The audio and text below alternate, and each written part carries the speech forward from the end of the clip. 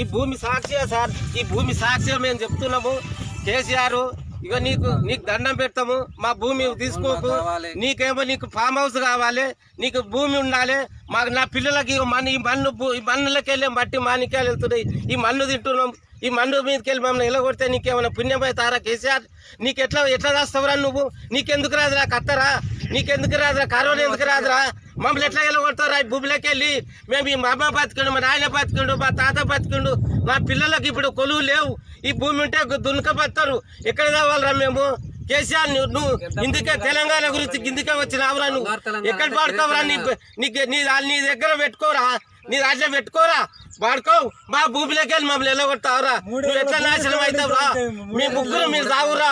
నీ పిల్లలు రావని, నీ మనవాళ్ళు రావని, నీ పిల్లం రావని, నువ్వు రావురా? నీ కరోనా రాని గత్తర రాని వాడుకావు.